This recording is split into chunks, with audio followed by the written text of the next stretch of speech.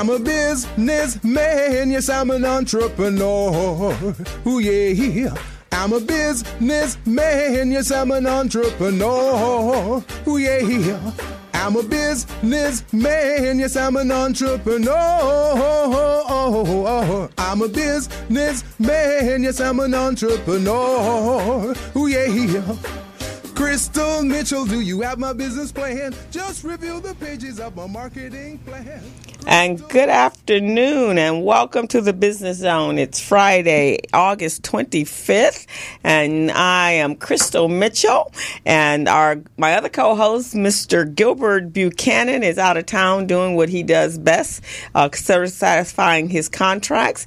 But I have a special guest and co-host today, and I'm so happy that she's here. She is actually one of the products from one of my business plan classes, and I am so proud of what she's done, and we'll introduce her momentarily. Her name is Margot Lovett, and she is just an amazing spirit. And today's topic is living the best life that you can live. And Margot is an example of that. I've had some other conversations with some people that are understanding that not every day is not promised to you. No day is actually promised to you. So you have to make the best of the days that are here for you. And so that's what we're going to talk about today is how do we make the best life that we deserve to live, that God intended us to live, and not procrastinate and put things off. So that's what we're going to talk about today. To lead into that, though, I'm going to talk about, there was a young lady, 16 years of age. You guys heard me speak of her last week, and she didn't wake up. And I went to the services this past weekend, and it really affected me because so many of us make excuses for why we can't do what we need to do, and we put things off, waiting for that right moment. But that kind of indicated a lot to me. There are no right moments. The moment is if you have a dream and you have a desire and you have a wish for something in a better life, then you have to operate on that. In that moment. This young lady, when I went to the services, it was a wonderful memorial service that her family gave her.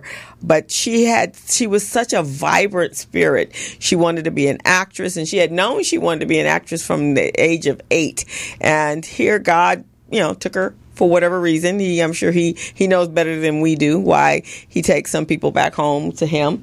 And but all I know is that when I was looking in the room and I was looking at all the other children, she attended View Park Prep, Torrey School, and all the kids were there, and they did a tribute to her.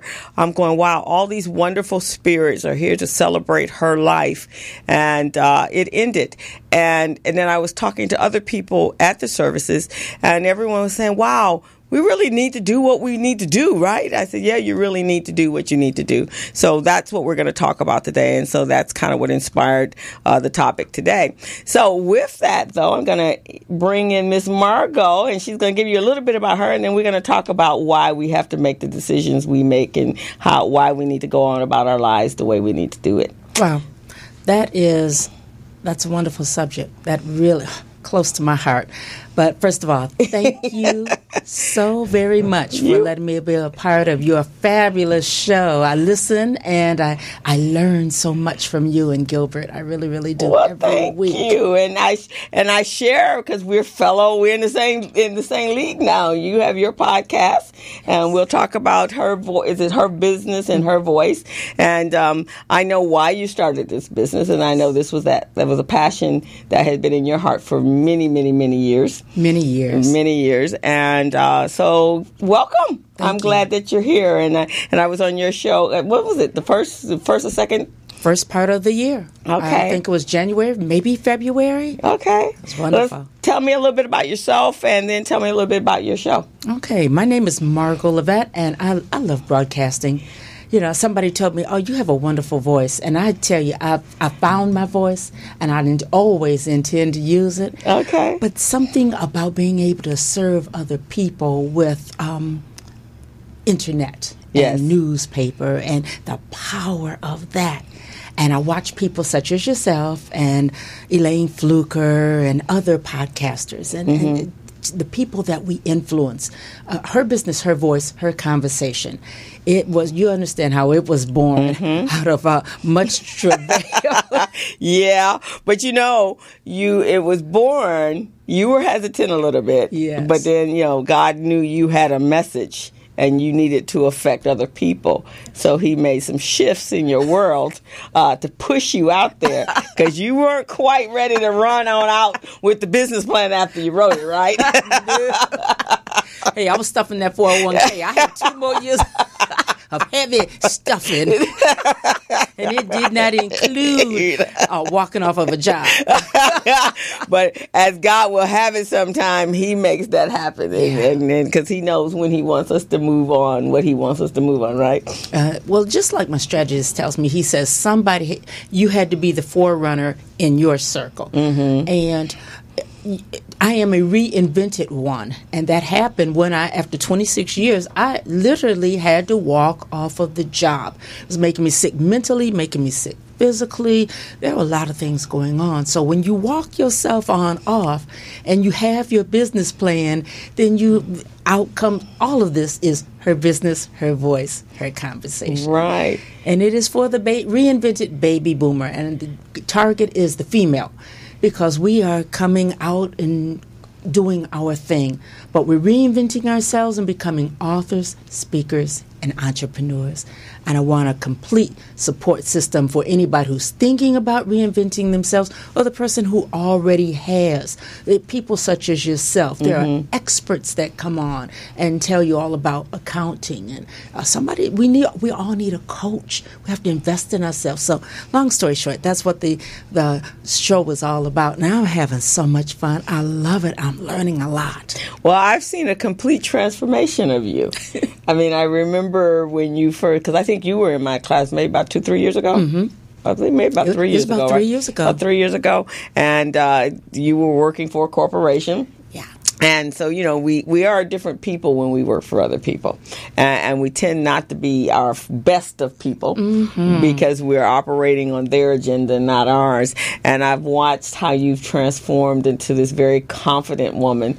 And when I go to workshops or when I go to events and you're there with your microphone and bringing people, because you were a little shy when you first got into my class. Yeah.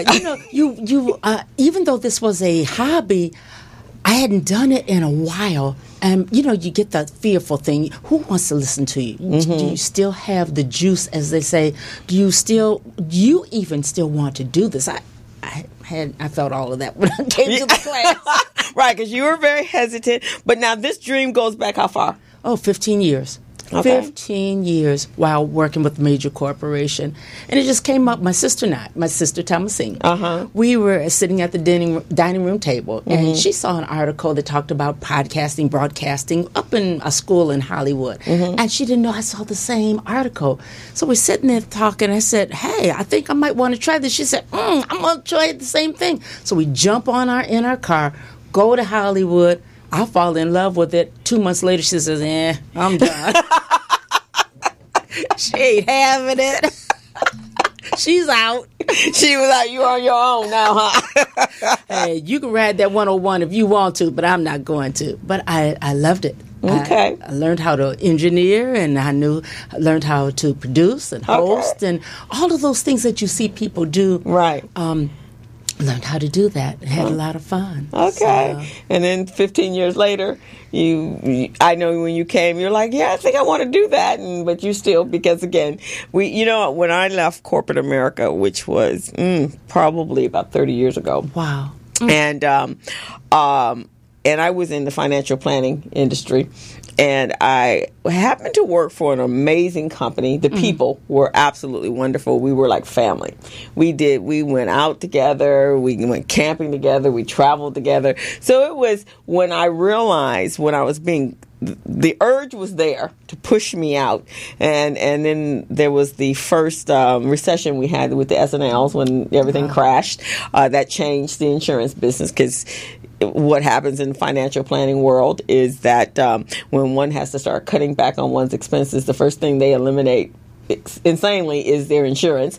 And so commissions were being reduced. And I'm like, okay, this is not quite working. And so I had to start. And at that point, I had started because in addition to what I was doing selling insurance products, but I also realized that you had to have some other staples that can hold you together, right? So I went back to school and got my accounting certificate and degree and so forth, and then bookkeeping, and I started adding those on because you never know when you need some hardcore skills, right? Yeah. That is in demand always, no matter what's going on in the world. And so I went back for that. So I was preparing, but really still wasn't leaving because I found some other ways to stay there. And then some things took place that said, no, it's time to leave, Christo. And so as God will do, he kind of pulls out the safety nets. And then you're out there going, okay, Lord, what you doing? Right? Yeah.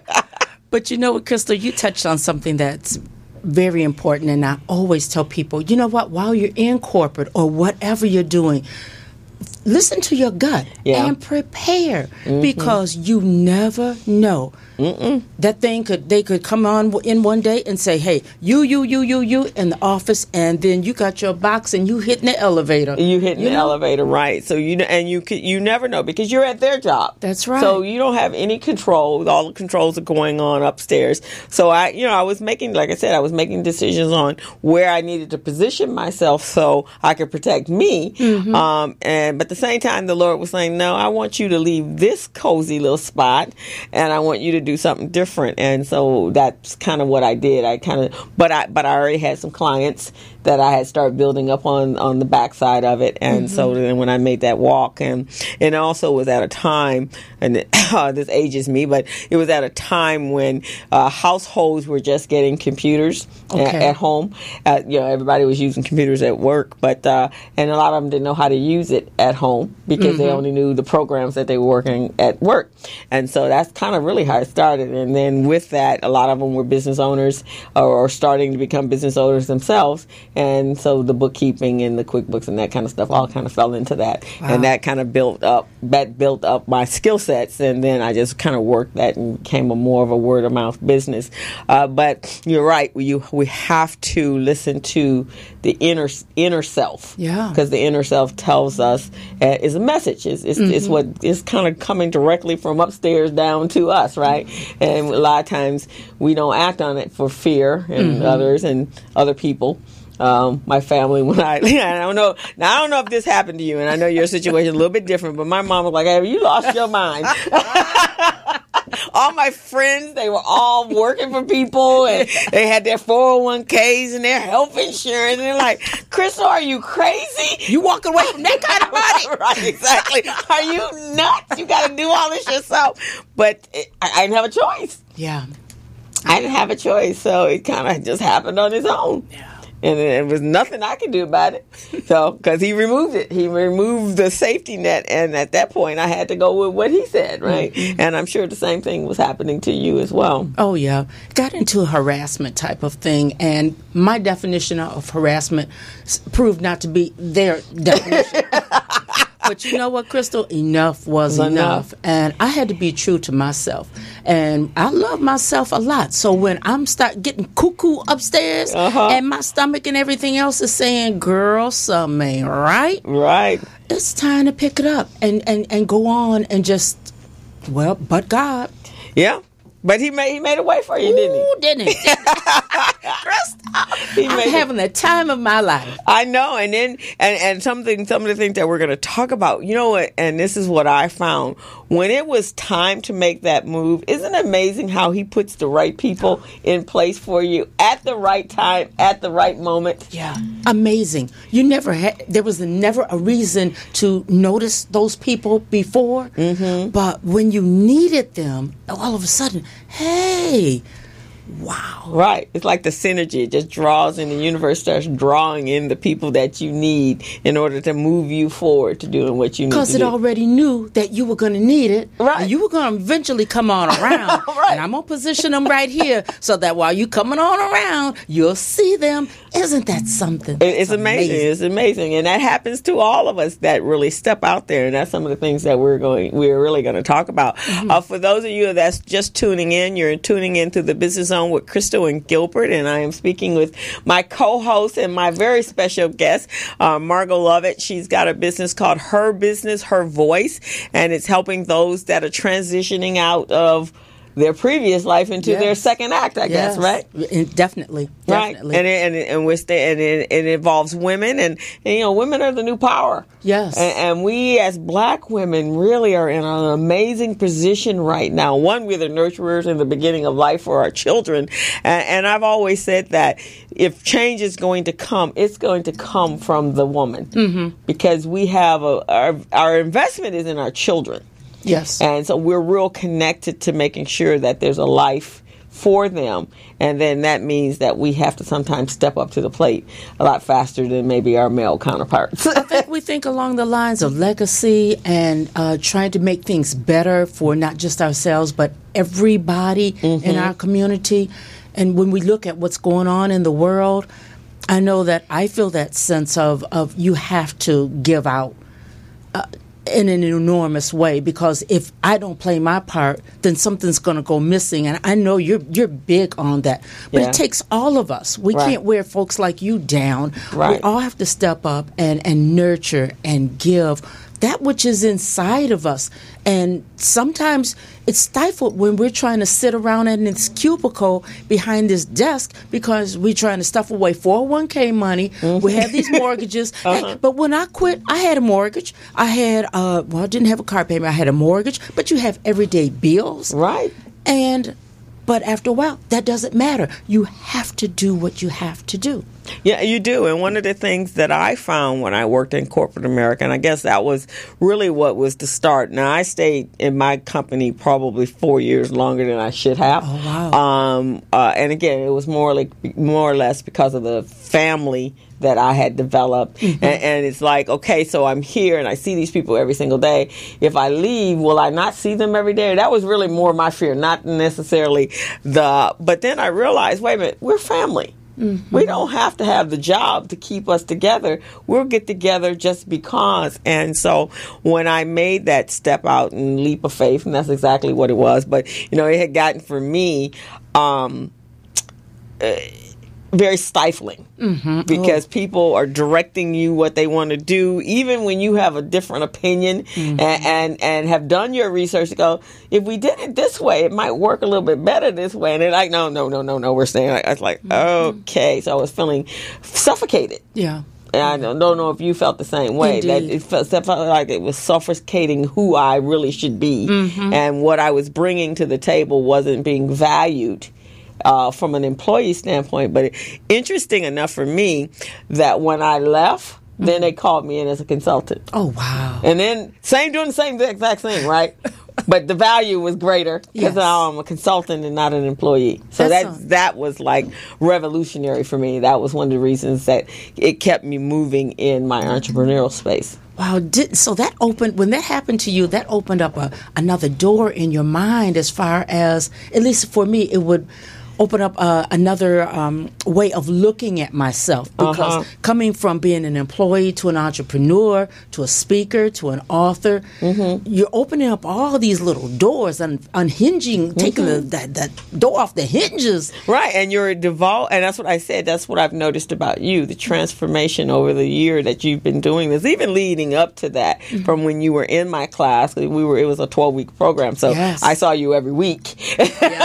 And so then when you stepped over and made that leap, it was like, oh, look at her. You start dressing differently. Yeah. You were much more confident. You were all very flashy and like, okay, look at Miss Margot.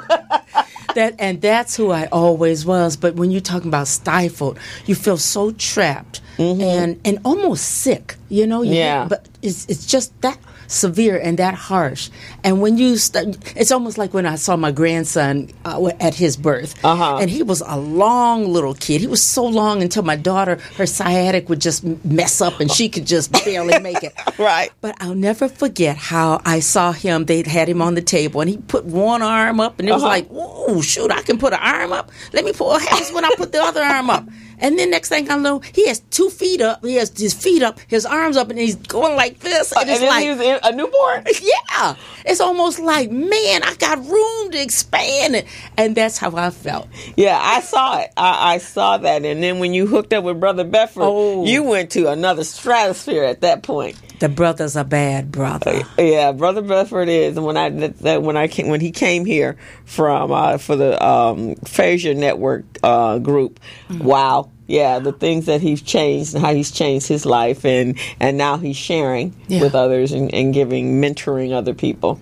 So what's that experience been like working with him? Oh, my goodness. Accountability, which is accountability and direction. And that's what I needed, because with the business plan, I had that, and I'd open it up and I'd look at it, and it would keep the hope alive. It would fan the flames. Fires, But I needed accountability. How do I do this? And then to even come through where I come from, how do I walk past those trees and know that I can really do this? Wow. You know, I look at him and I knew that he had a successful podcast. I thought, well, man, I can do that. I want to do that. You know, and he's an author. I said, well, you know, I used to be in a poetry group. I can do that. Yeah, you just a book. Didn't you just co-collaborate with on a book? I just saw that. And Brother Bedford is stretching me to go ahead and tell my story. And you know what's so wonderful about that is that when you write your own story, some of those old hurts have to fall off of you. Right. So the man is a wizard. He is just... I tell anybody, go with Brother Bedford. He vets you. You know, he doesn't take everybody. Okay. And because my girlfriend and I, we were going to one game show to the next game show, and I didn't know the man was steady watching on social media what I'm talking about, where I'm going, you know, because he asked me, do you need help? And I said, yes, I do. I send the email on off, and I'm steady doing my thing, you know, still not really thinking I can pull this off on my own. So when he got back to me, that's one of the things he asked me, how do you want to spend your days? Do you want to spend them going to the game shows, or do you want to turn your passion into a business? Oh, he was in my face. Whoa. And we never know. You know, social media brings people right into your space, right? All the way. You just doing your thing, and you never think, you know, you just know that something's going to happen. Right. You don't know. Right, exactly. But he's incredible. He is a strategist who keeps you right on track. So the middle of November, I'll have my first book out.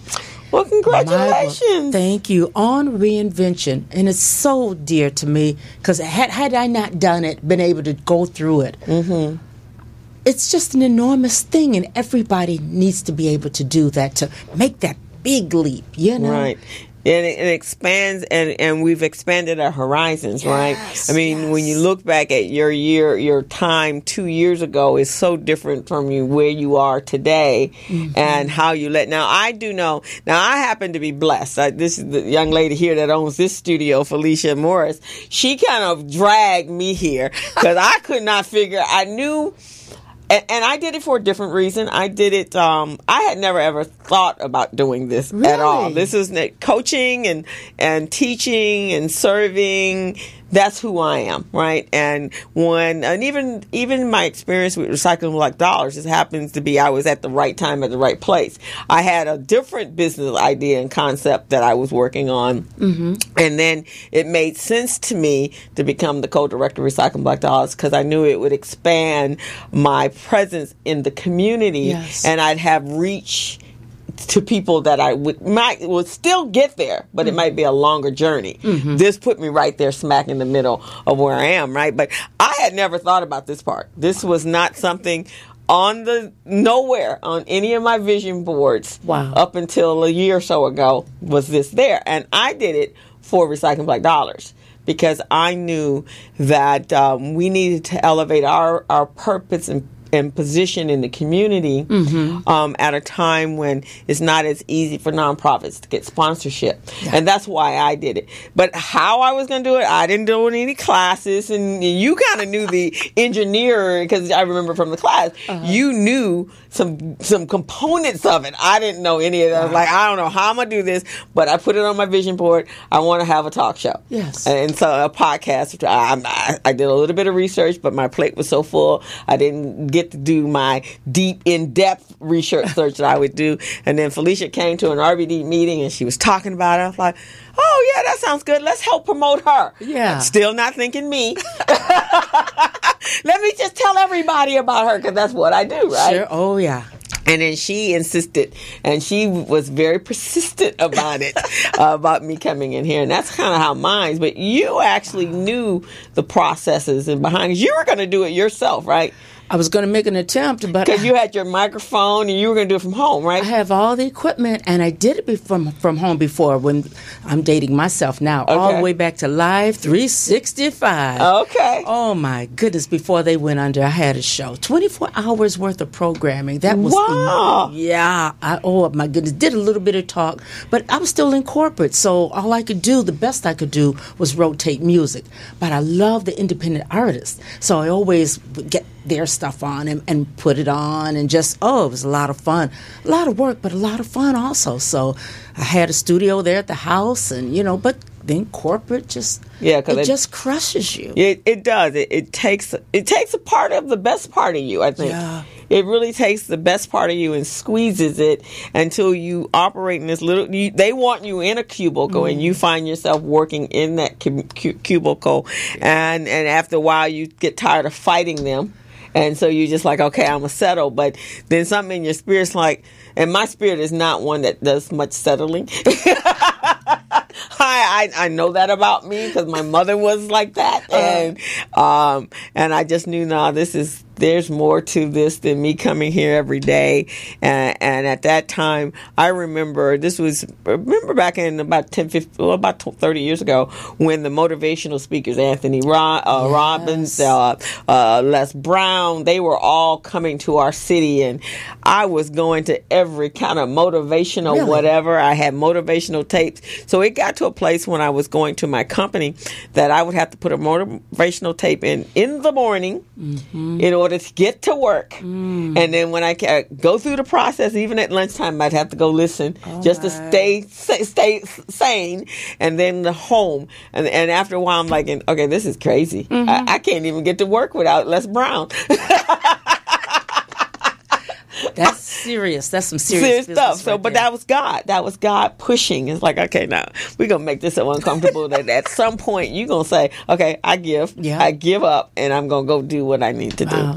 Now, see, you had the motivational, and I would be crying going to work every day. I'm crying going out there to Vernon. Oh, I'm just a mess before I even get there. It's just... Yeah, so that's not the way life. So now you wake up in the morning, it's like, okay, what does the day have to offer me? I'm up all night sometimes. Yes. And people ask me, how do you do all of this stuff that you do? Or people go, can you do this? Your plate seems to be full. But they don't understand. I'm not orchestrating this.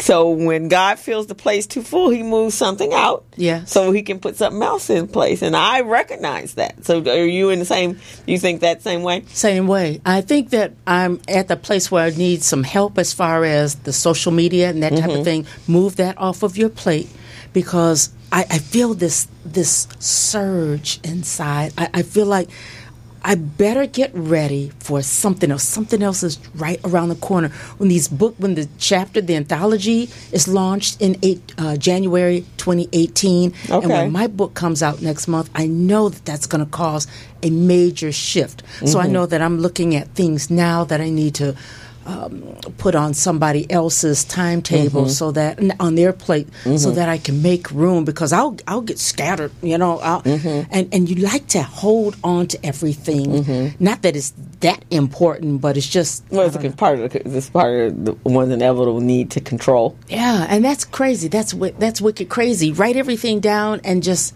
go with it. Push it to somebody else. But I feel that coming, especially when I was on vacation. And it was a wonderful, wonderful trip. Now, you went to Paris, right? No, Where'd you go? Well, let's see. We went to Barcelona, Spain, which was crazy because we left Barcelona the day before that event took place. Oh, okay. Oh, my God. It was horrified. Wow. We were right in that area. Wonderful, beautiful tourist area. And the architecture is just so grand. I love Barcelona. Wow. Now, was that your first time there? Mm-hmm. Oh, okay. First time.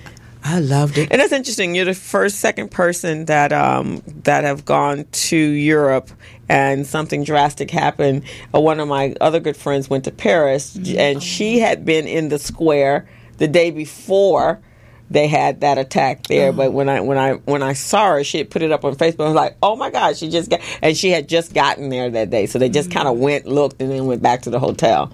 But I'm glad. I mean, we can't be afraid. No. We still have to live the life that we're supposed to live. And if we're being blessed and favored, highly favored, as many of us are, yes. The Lord is not going to put you in any harm because He has a lot more for you to do. Ooh, I That's feel why that. He's positioned us where we are. That's right. right. That's right.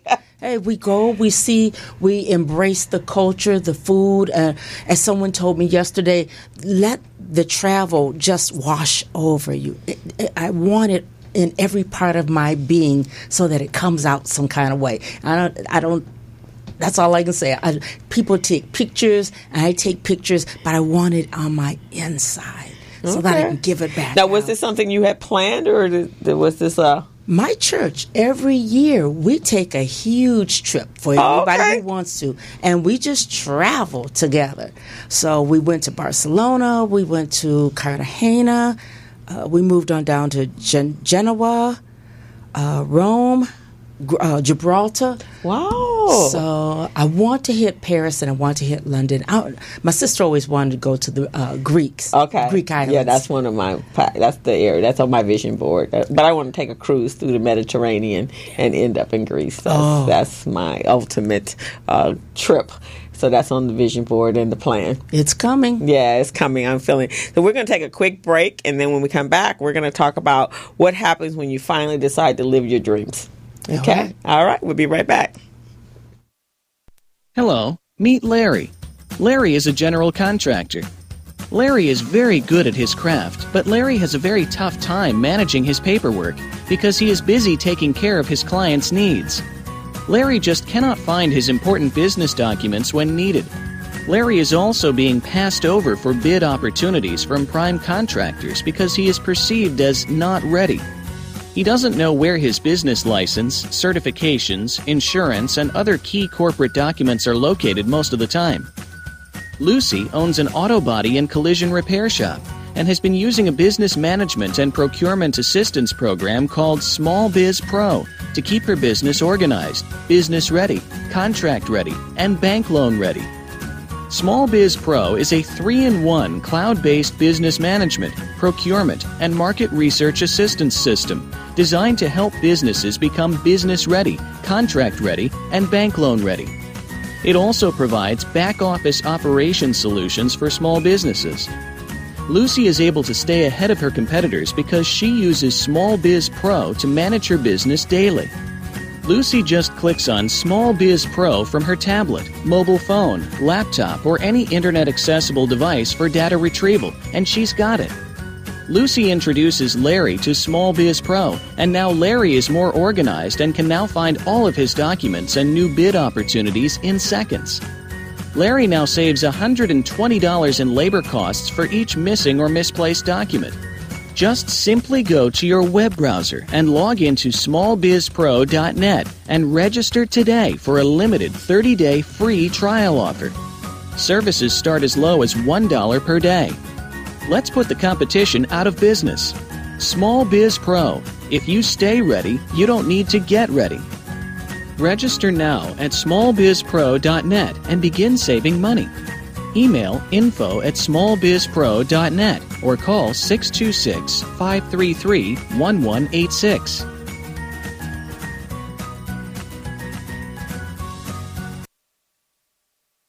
There will never be a point in your life where it's the right time to do a great thing. If you're waiting for that perfect moment, that perfect timing, it's not going to happen. You know what you have to do? You have to create the perfect time and the perfect opportunity and the perfect situation.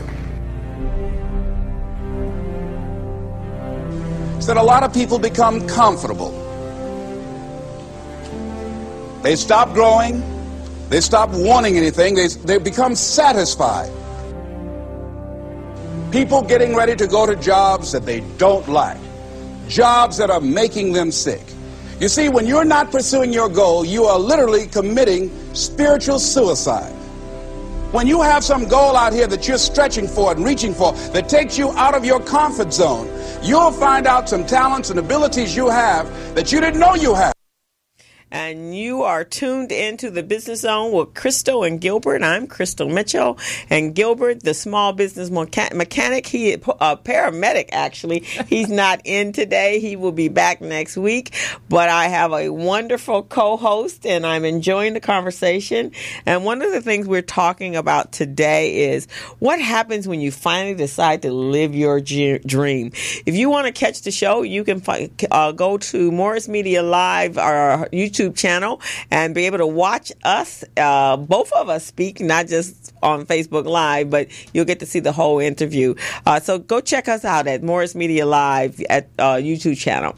Okay, so I'm going to talk about some things that I did a little research last night for the show, and just see if you've experienced this in your entrepreneurial journey into your dream, because obviously this is a dream that was germinated 15 years ago. Yes. And so now you've brought it to fruition, and you're still on that journey. It's going to be a while, I'm sure, before you reach. But I am so proud that you've written a book. Now, that's something on my plate or on my vision board. I haven't quite figured out how to put the time in to make it happen, and I'm trying to figure out what subject I'm gonna narrow it down to. Mm-hmm. But I'm sure that the guy will make that work when it's time. Oh yeah. So one of the things that I'm thinking, and this has happened to me, that once you commit to your dream, did you see or did you recognize that everywhere you went, there was some sign that you were going in the right direction? You know what, Crystal? Initially, no. Okay. What happened to me in corporate just left, it threw me for a loop. For 6 months to a year. Okay. But what kept me was the business plan from your class. And I always took that as a sign. When I touch it and I pick it up and I open it and I look at it. Okay. The way it made me feel, the hope and all of that would come rushing back. And I knew one day, some way, somehow, this was going to work out. But I didn't see any real signs in my life. There was a lot of things were going on. Okay. You know? Okay. Well, that's good. Because one of the things that when I was reading, they were saying when you finally decide that this is the dream that you want and your opportunities start coming to you that normally wouldn't be coming to you because you've kind of centered in on this is what I want to do. And again, when we get the message, we sometimes are not that obedient. And so we're going to insist on doing it our way. Yeah. And so sometimes that's what happens. And so while you're being disobedient, so we probably see the signs and maybe don't recognize them for what they are because, again, we're figuring this is our path. And so we're going to do it our way. And the guy's like, yeah, right. Okay, watch what happens here. Watch and see what I do to you. Yeah, because I have all the power. But you know what I found for myself, and I put a little piece of this in the book, I found that a lot of times on your way to discovering what you're supposed to do and where you're going, you have to go through a forest. You do. Chop down those trees. And I noticed that when I chop down one tree, I get a little closer. I chop down another tree emotionally, physically. When all of that field was cleared away, that's when I could really grab a hold of, wow, I'm not in corporate anymore. Wow, this can happen. And then shortly after, I met Brother Bedford. Okay. So it's almost like it was after I did that, I call it my inside work. Mm-hmm. Had to do that inside work and really be brutally honest with myself about what part I played in everything and where I am now. And then I could see. Then I could, Because then now that's a releasing. You released that old and shucked off that old part of you and allowed the new part of you to step up to plate. I think you told me something about that, too. We were in a mastermind because after we did the business plan, you moved us on over to the mastermind. And I don't think I went to all of those mastermind meetings, but I remember going to one and telling you what was going on, and you said something about, moving on past that. And I can't remember verbatim, but I remember us having that conversation. And one of the things that we had found in the years that I was coaching was that, or actually teaching classes, was we recognized, and I was working with Rhonda Santaford with the Urban. No, actually, I was with Danielle. Well, no, it was Rhonda Santaford, and we decided that after you came out of a business plan class or any type of workshop, or I think I even had a start your own business kind of launch pad, I called it. Yes. That you still are people, or those people that are making that transition still needed some input. They didn't need the hands-on, like being there every week with us, but they needed to be within a peer structure of other people similar in the same place that they were in, and then that you guys could self-direct yourself. And so there was like 6 to 8 people in a mastermind group we started, and we had 4 of them going on at one time, and you guys were really directing yourselves, and then we would just kind of interject. But we felt that if we stayed with you for 6 months in some capacity, then you would able to start to self-guide yourself. And so first the business plan, where you were there and you had to be accountable to me because you had to bring your homework and you had to do all that sort of stuff, right? But then the mastermind was to now we need you to start self-governing and making yourself accountable, because when you get to your business, you are the only person that's accountable. And so that was the strategy behind that. It was a good one. Good strategy. Necessary. Because we just found that I have found over the years that, there have been people in my business plan classes, and they would come back for every class that I had, to the point that it was like duplicating. Okay, what are you guys learning? And I had to tell one of my friends, her, Ardina Brooks. I was having a class. She goes, "Okay, I'm signing up." I said, "Oh, no, you're not." And she goes, "Huh?" I said, "You don't need my classes anymore. It's time to execute. You need to execute your business. You need to. I'm going to release the umbilical cord, and I'm going to send you out." And she's like, "Huh? No, you can't stay hitched to me.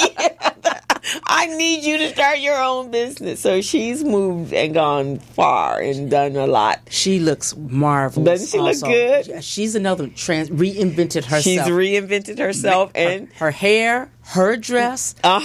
The girl is bad. I know. I see you guys come around to where I mean, like, look at them. I feel like a proud parent. Look at them. So it's really great, but that's what happens. But just like a parent, when you get to be 18, it's like, okay, y'all, get out. Right? You got to get out, and there's sometimes tough love. But she's transferring. She's going to be on the show eventually as well, but she's moving in the right direction. And God, too, made some shifts for her. I mean, something that was her staple. He released it. Wow. And released her from it. And she's like, what am I going to do now? What you've been planning to do for the last 4 or 5 years. Wow. So that's what you're going to do. You're going to execute. And so she's still too violent, because sometimes it's frightening. It's frightening to be out here. And entrepreneurial, when I became an entrepreneur at the time, as I said earlier, there were no one else in my peer structure or my peer groups were out there on their own. I was the only one. Oh, wow. So I didn't have what you guys had. I just had to stay consistent and true to what I knew was right for me. Wow. And I did lots of workshops and meeting different people. But when you have that support group, when you build that support team, then you can always reach back to those people to help keep moving. And then, as we were saying here, then people start to fall into place. People just kind of come up out of nowhere and go, "Hey, can I help you?" Really? They find you. Tomorrow I have a conversation with someone from Ireland. Wow. She just messaged me, you know. So it's that type of thing that's just happening and happening and happening. I love it. I'm grateful. But it's like, wow, I never really thought that it would come to this. Just play some music. But to actually make money doing this? Okay. Wow. I know. Isn't that amazing? Making money doing what you are passionate about doing. Isn't that pretty cool? Wow. Because now it doesn't feel like work. No. Oh, no. Right? Many a night I'll stay up because I'm learning to plan. You know? And I actively seek out my guests. I like your word, synergy. And I've learned to look for that synergy in the energy. And God has given me a sense of, look over there in LinkedIn and check this person out and check that out and check that out. And all guests are not good guests, as you already know. Oh, yeah, right. Some people, most people, it just falls into pocket. And her business, her voice, her conversation has been so blessed to be able to have excellent, excellent guests. Because no day job to drain you. You can stay up until 2, 3, 4, 5, 6, 7 all night long if you want to, doing what you do. Yeah. And that was the second point here is you find you have boundless energy and that you're fueled by purpose. Yes. That's when you're making that decision to finally step out on to do and live your dreams, right? Because it doesn't feel like you stayed up all night. No. It's just like you wake up and you're still bright-eyed and bushy-tailed, you know. But imagine 4 years ago if you had stayed up all night and then had to go to that corporate job. That's a different thing, huh? That's torture. As my mama said, pure D torture. You walk around in a day like, oh man, I didn't get any sleep last night. But there are many nights that I'll be up working and I'll go, oh my God, it's 3 o'clock in the morning. I need to go and I have an appointment. I don't even need an alarm clock now. I have one, but it just rings for the purpose because I know I have to get up. But when I work for somebody, that was hit that snooze button every 5 minutes and you had about 10 minutes to get dressed. And that 405 is wearing you out. Right, exactly. And then you're short fueled. Oh, just a myriad of things. I think that I would put things in place so that it would kind of delay me because I just didn't want to go. I stopped wanting to go for a long time, way back. You know, but I'm grateful that God caught it. Right. And I know a couple other people, and they're talking to me about different things, and I'm not too quick to go ahead and say, I think you ought to do this, or I think you ought to do that. But I'm looking at the signs, I'm thinking, I think maybe your days may be numbered over there. Right, exactly. Because you know the signs, right? You know but you know also that for it to really manifest itself the way it's supposed to, you have to let them take their own journey. Yeah. Just as you did your own journey. You can give them, it's a very personal experience. It's a very personal decision. Yeah. Because, all of us have different reasons for why we do what we do. And then some of us are much more driven than others. And so what keeps you fueled and going may not do the same thing for them because they may not be in the place that you were at the time. That's an interesting thought because I'm finding some of the people that are going through this, their identity is with that company. And I think that they're afraid of what they'll leave over there with the company and what will I become, even though I know what I want to do, will I become that? That's a huge fear. And for women, and that generally men are, when men are working in a company, they are definitely the company, right? Their personalities is based upon what and who and how they do what they do for the company that they work for, especially if they're in executive levels. Whereas women, we're a little bit different. And maybe because we're mothers and we're daughters that we kind of segmentated anyway, right? Because there's different components where we live in containers. Because when you leave work, you become mommy or you become family or what have you, or daughter to a sick mom. And so if you've been in that position, you have to divide yourself into so many different pieces anyhow that I don't know if we grasp on to the title into the position to say, this is who I am. No, I'm this. But when I leave this job, then I go to be this, this, this, and this. So it's interesting, from a female to a male perspective. It is. And I think according to what that woman has going on in her life also, because I distinctly, when I do something, I'm all in. If I'm going to do it, that's it. Count me in.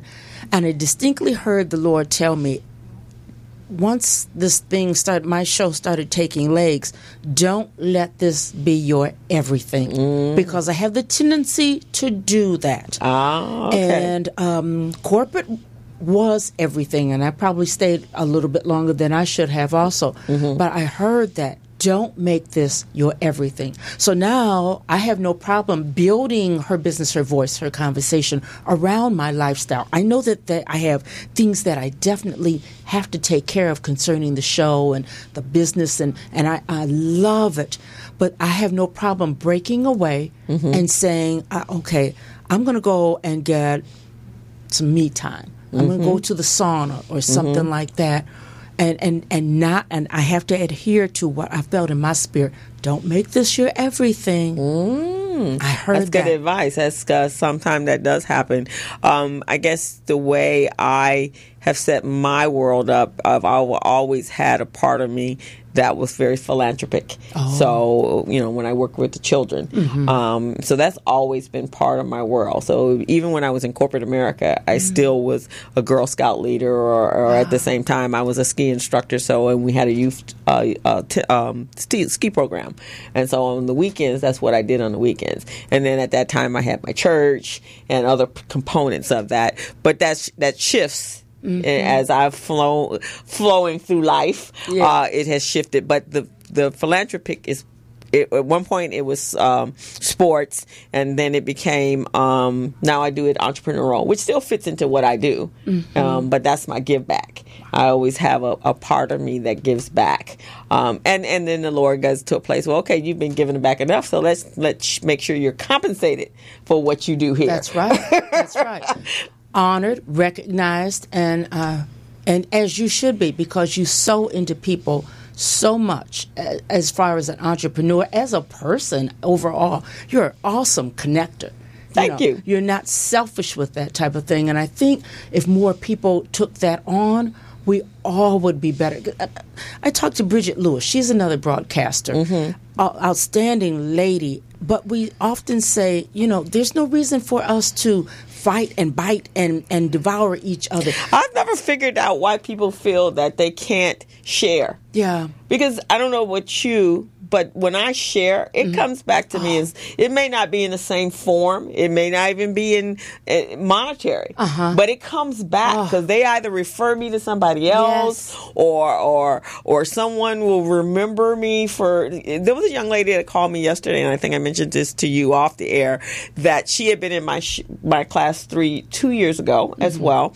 Now, I see, because you were in the same network, right? Yes. So I see you all the time. But there are people that have been in my classes that I don't ever see. Once they've been in, they heard about the class because it was at the Urban League. They came. This is the first time they've met me. So there's no connection. They're not connected to Recycling Black Dollars. And then she called me. Her name is Joy, and she has a new business called Joy Expressions. And she had been in a class of mine, and she wants to franchise her business. So she was like, who can help me with this? Wow. So she went back she told me yesterday, she went back to her work folder and her binder, and she saw my card, and she called. She goes, I know she knows somebody that can help me. Maybe she can help me. And so she had to make me remember who she was. And that's when you get those kind of things. Those are those nuggets that you get back. Yes. Because sometimes you don't know. I know when I affect children. I never know how I've affected an adult because they process differently.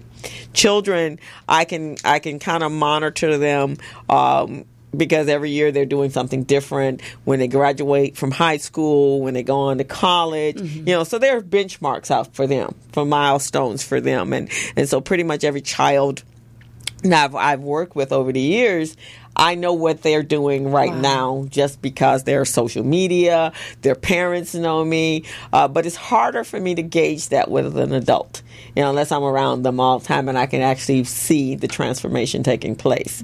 That's interesting that you would say that, because the person who did my headshots, my sense of gratitude is at an all-time high, because I know that there are different people and different reasons why I'm here right now. Mm-hmm. And I think about my headshots, just take it down that basic. Mm-hmm. And he's over here in Inglewood, and I had to call Carrie one day because I just felt so overwhelmed.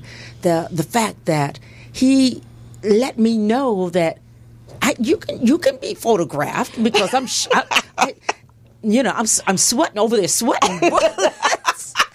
Thinking, oh my God, this is horrible. But I know that I can't have I'm dating myself. I can't have a little Polaroid and think that you're going to submit that to somebody. But he made me feel at ease. He did an awesome job. He's a brother because of Recycling Black Dollars. Okay. I do believe let's keep the dollars circulating in our community. Let's do that, you know.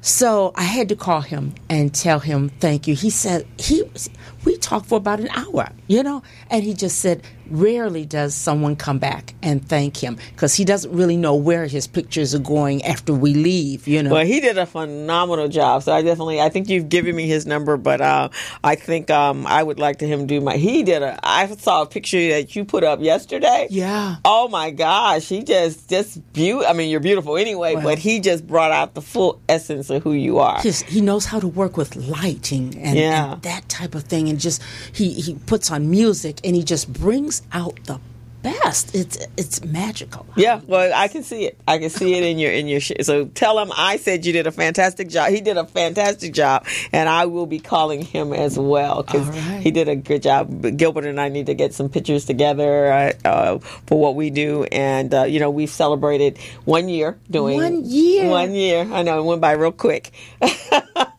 So we want to get some pictures celebrating our anniversary. That's what I was going to ask you. How do you celebrate? Because that's one thing I'm learning. I mean, the small things, the big things. How do you celebrate? I don't know if I guess, like I said, I celebrate mine as an internal celebration. When someone calls me and says, wow, I know I started this business because of you helped me with the business plan. Yeah. That's a celebration for me. When my personal friends who've known me for a very long time, and I have a core of women that I've been with for the last 30, 40 years. They're family, they're sisters, right? Wow. And so they'll go. Earlier this year, last year when we launched the show, they were going, wow, Crystal, when she says she's going to do something, she does it. And we're so proud of you. And they watch the show and they share it with other people. When my family calls me from back east, and and I do the Facebook Live, so a lot of times they're on Facebook Live, and they'll go, oh, wow, I see you. The other day, someone came up to me and said, I've been watching you on Facebook Live. Wow, I just love your show. That's a celebration for me, because that means that I'm doing what I'm doing. And, it's interesting that you said that, because I've given a lot away, and it's just now that I'm now being honored and receiving awards for that. But that wasn't why I did it, but it is definitely an honor when it happens now. And so I've had a lot of people. I remember when I first did the show, and this lady, her name is Larita. I don't know if you know Larita Shelby. She's been in the industry for a very long time. She was a radio announcer for KACE, I believe. Something with the Army or something with like the Army, right. Okay. So she was on our show, and I met her at, in fact, when we had the Power Network last year, she had a booth. And she was the commentator or the MC when I was honored at the Holiday in Red, right? With the purple jacket, and her signature color is purple. Yes. Okay. Yeah. Yeah, I remember her now. Yeah, so Larita came on the show. And so not too long after that, she called me. She goes, we want to honor you as distinguished women voices on the radio. I went, huh? Because I'm like, this is my first rodeo here. So that was a real honor. That was a celebration, because, that I'm just in this space. I've been in the other space all my business life, but that was truly an honor. Well, hey, you deserve it. You deserve all everything. But again, that's not why I do it. I do it because that's just who I am. My nature is to help and serve. That was why God put me on this planet. And I think people serve in different ways. There's people that are of the clergy, they serve. There are people that work with children and social services, and they serve. We all have our special talents, and we use them if we know where those talents came from, then we use them as they've been given to us and for the reason that they've been given to us. And there's still people finding that out about themselves. Well, that's how I feel about Her Business, Her Voice, Her Conversation. I don't think of it as a way to make money. I think of it as a ministry because I'm responsible for finding people who will sow into the listeners' lives. And I have men who are listening now. The demographic is the female baby boomer. But there are men who listen because they always know that truth is truth. And wherever it comes from, whatever is going to help you, then it doesn't matter. Listen to it. Take it to heart. But I look upon it as a ministry. That's fantastic. You know, and it is certain to a certain extent, giving a person a platform to talk about themselves, to be able to brag on oneself. Because, you know, for in our community, that's a tough thing, right? Yeah. People have a hard time saying, I'm good at this, I'm good at that, and, you know, whatever. Even though we went to school to be good at this. Yes. And we paid our dues to be good at. We invest in ourselves. I mean, coaches are not cheap, but why shouldn't we invest in ourselves? We have to do that. See, I'm getting real passionate about this thing because had it not been for Brother Bedford, I wouldn't be able to do this. Yeah, he gave you because he shared his network with you as well, right? God shared. You know what? He hasn't had to call in anyone from his network to fill in the ranks as far as guests go. Okay. He has poured into me, and God has poured in. He has given so much. Right. Until I feel good about the conversations that I have with the ladies, the men, the ladies that come onto the show, and they are very transparent. They are accomplished people who have no problem thinking of someone else who doesn't know them but needs to know their story.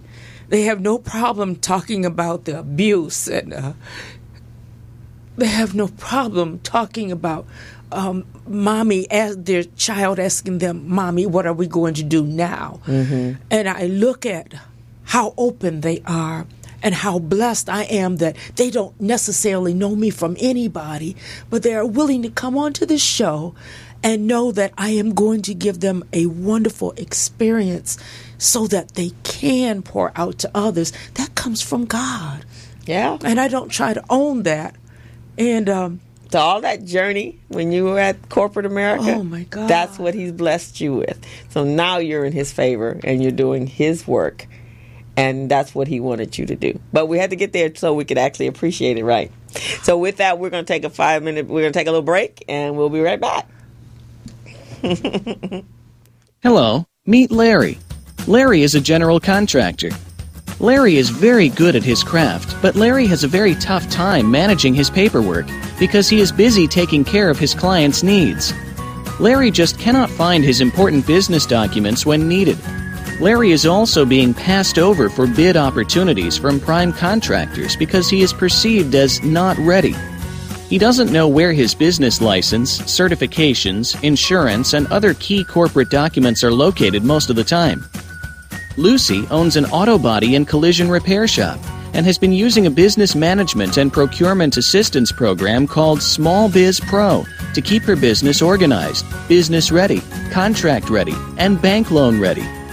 Small Biz Pro is a 3-in-1 cloud-based business management, procurement, and market research assistance system designed to help businesses become business ready, contract ready, and bank loan ready. It also provides back-office operation solutions for small businesses. Lucy is able to stay ahead of her competitors because she uses Small Biz Pro to manage her business daily. Lucy just clicks on Small Biz Pro from her tablet, mobile phone, laptop, or any internet-accessible device for data retrieval, and she's got it. Lucy introduces Larry to Small Biz Pro, and now Larry is more organized and can now find all of his documents and new bid opportunities in seconds. Larry now saves $120 in labor costs for each missing or misplaced document.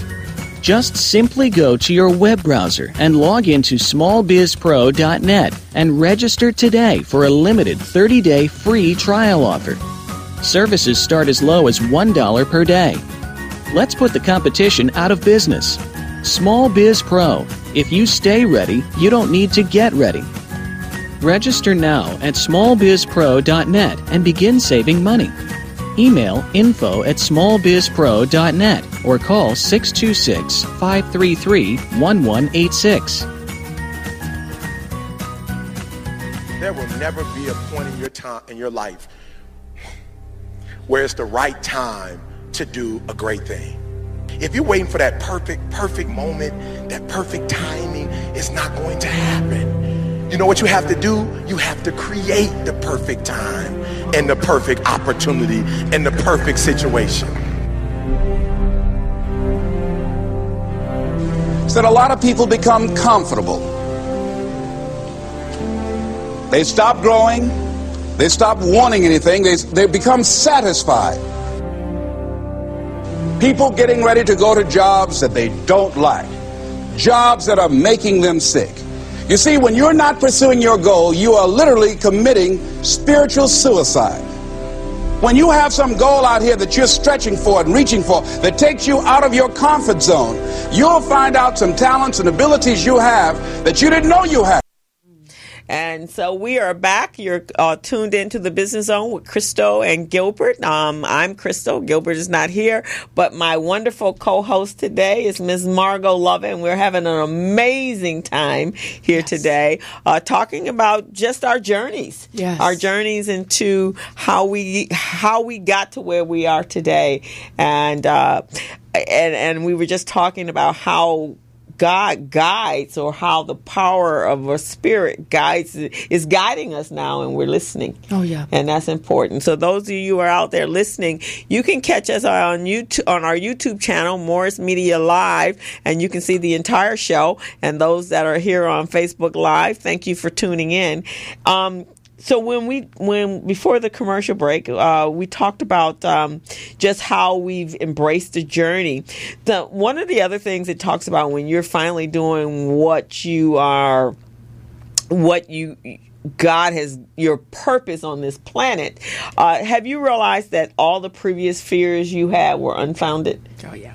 All the things that were keeping you from moving forward into where you are today. Did you find that out? They don't even make any sense when I think about them today. They just don't even make any sense. Right. You know, it was like, why were you stumbling over there? Right, exactly. And now you can literally stop worrying. I don't worry about how business is coming to me. I don't even worry about the contracts now, because I've noticed when one is leaving, something else is coming back in place. Have you found that to be the truth? I have found that to be just this week, as far as getting guests, because we always have a month and a half in the can, because you never want to just ride that rail. And, exactly. My God.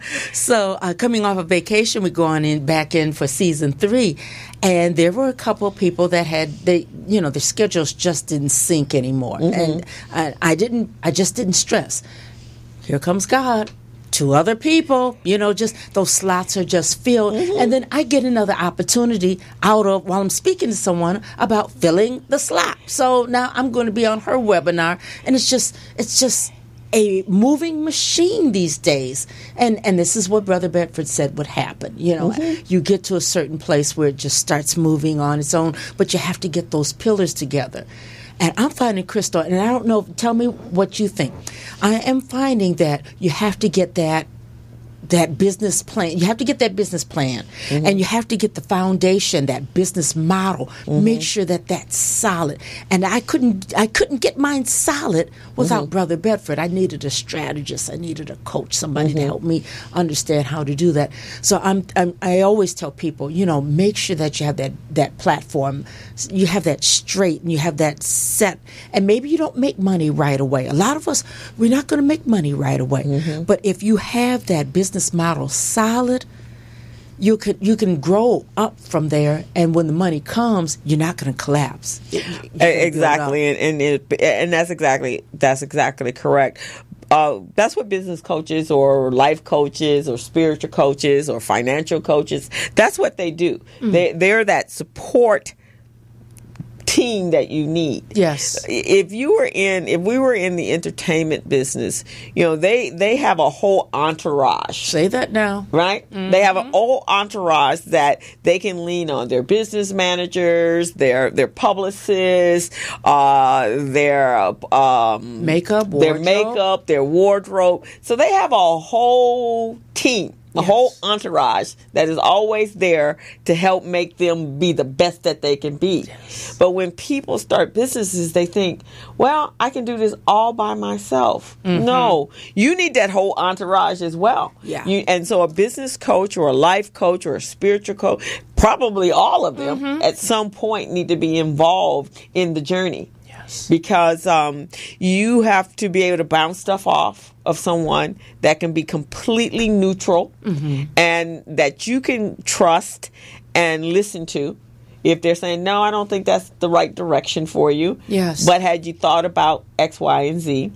And I think that's a gift. I know for me, when I was working with Danya Holly when RBD was in Inglewood, and she was like my Rhonda, and I've been very blessed that each journey of this world that I'm in part of, my coaching practice, I didn't even see myself as a coach. I saw myself as just someone teaching you what I've learned myself. Wow. And then one day she says, you're a coach. I'm like, no, I'm not. She said, yeah, you are. She goes, you realize, because what we did, we structured it, and you get phone calls and what should I do? And she says, you're guiding them. You're a coach. And I'm like, oh, I guess I am. So then I thought, okay, well, let me see how, because what I did know when I was really full into my bookkeeping and accounting practice, I didn't just go in and do a person's books. I would go in, and then at the same time, I was teaching them how and what it should look like, so that you don't have to just wait for me to come. And if I happen not to be there next week, or whatever life decides it's time for me to move on, you need to know how to bring that next person in. You need to understand your books, because these are yours, not mine. I'm just doing a job and a task. And so I was already doing that. I was already coaching my clients to be to know exactly what they needed to look for in their financials and in their books, how to project out how much money they needed to make for the year, and how to make sure they're fixed and their variable costs were taken care of, and how to grow their business. Yes. So I was already doing that in that particular practice. But then when I got into the space, and that really came from Recycling Black Dollars, was that, you always hear that the reason the excuse you hear is that I don't support black businesses is because, the business customer service of this is not going well or whatever, as if you don't have the same problems with other businesses, right? Yeah. And so my thing was, I didn't want to hear that. So let me come in and help you do the best business that you can do, because if I don't want that to be the excuse. Yeah.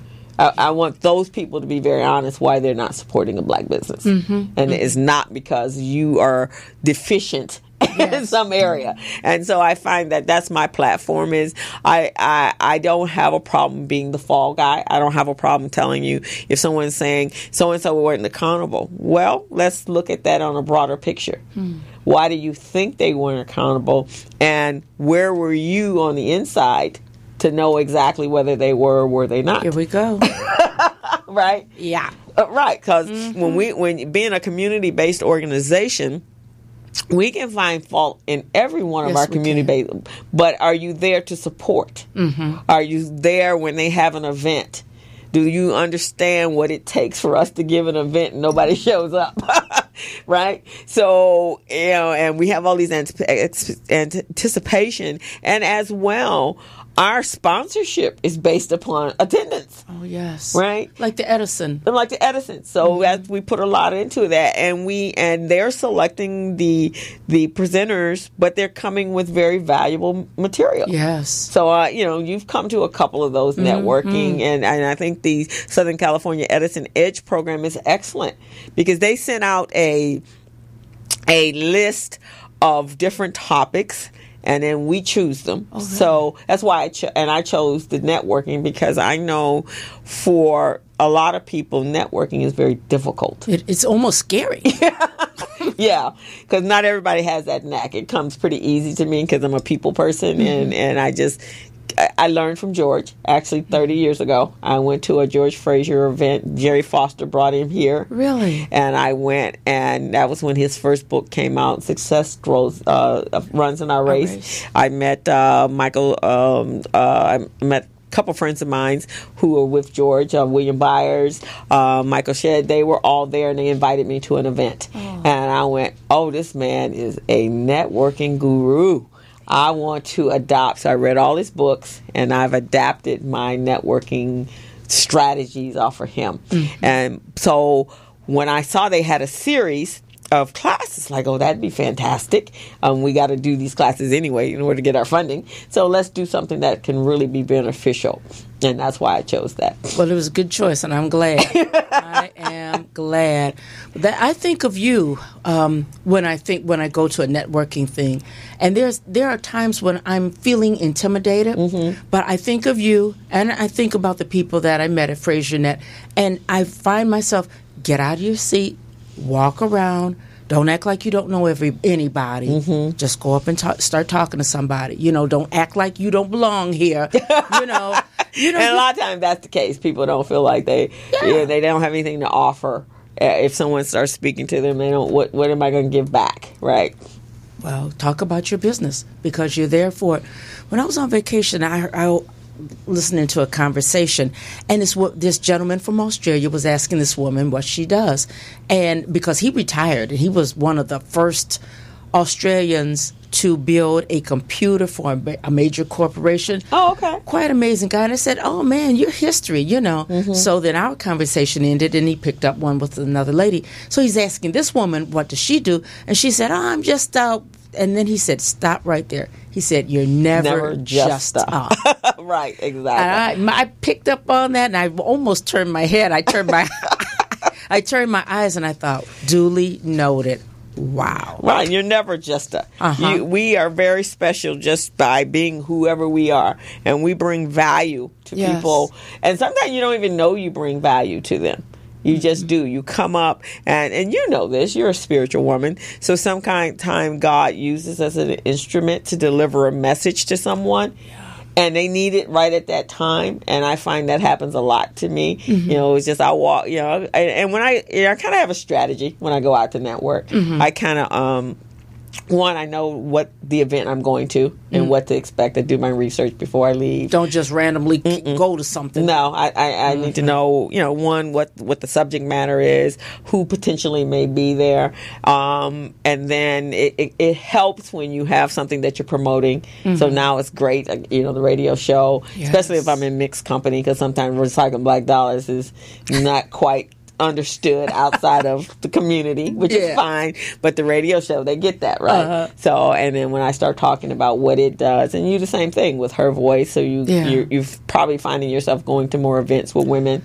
And that's where I go, because I know that they have stories, and I don't know everybody, so, and they're not going to come knocking on my door, and everybody's not in LinkedIn. No. Crystal, are you finding that there are so many people who still don't deal with Facebook, don't deal with LinkedIn? It goes back to that statement that I made earlier about the fear. There's some people that feel that social media is an invasion into their privacy. And I've explained to people that. So if you actually look on my Facebook page, and that's my personal page. I don't have one for Mitchell Business Solution. It's my personal page.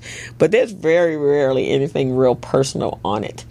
I share, and I'll make personal comments about things that I'm very adamant about.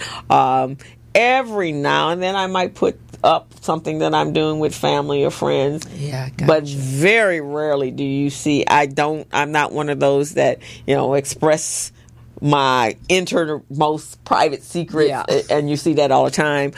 That's an invasion because you're inviting people into your world on their terms. Yeah, I invite you into my world on my terms. So I don't always do that, but my LinkedIn is very professional.